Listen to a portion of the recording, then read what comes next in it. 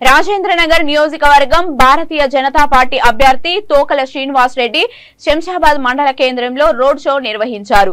ఈ సందర్భంగా ఆయన మాట్లాడుతూ రాజేంద్రనగర్ ఎమ్మెల్యేగా తనకు అవకాశం ఇవ్వాలని, అవకాశం ఇస్తే రాజేంద్రనగర్ అభివృద్ధి పథంలో ముందుకు తీసుకువెళ్తానని హామీ ఇచ్చారు। తనని భారీ మెజారిటీతో గెలిపించాలని ప్రజల్ని కోరారు।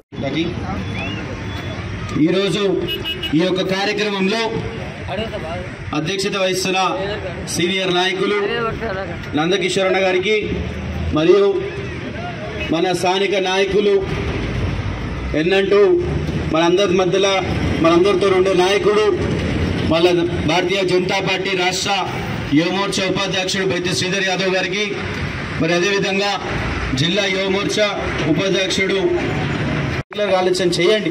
నేను మీ అందరినీ కోరుతా ఉన్నా, గత 5 సంవత్సరాల కింద వచ్చిన ఎమ్మెల్యే ఓట్లు వేయించుకొని పోయిన తర్వాత మళ్ళీ ఈ ప్రకాష్ గౌడ్ ఎప్పుడన్నా మళ్ళీ మన ఊర్లోకి వచ్చి మన సమస్యలు ఏమైనా అడిగి తెలుసుకుంటా అనే విషయాన్ని మీరు గమనించండి। ఎన్నడన్నా 5 సంవత్సరాల్లో వచ్చి అక్క బాగున్నావా, చెల్లి నీ బాగున్నా, నీ సమస్య ఉందా, తమ్మి నీ కొలువు ఉందా అని అడిగిండా? ఎప్పుడన్నా 5 సంవత్సరాలు వచ్చి మీరు అడిగి ఎందుకు ఓట్లు వేస్తున్నాం? మీకు మళ్ళీ 3 సార్లు అవకాశం ఇస్తే ఈరోజు మన పేద ప్రజలను పక్కకు పెట్టి ప్రజలను తుంగలో దొక్కి హామీలన్నీ నెరవేర్చిండా? ఈరోజు మీరు అందరూ ఆలోచన చేయండి।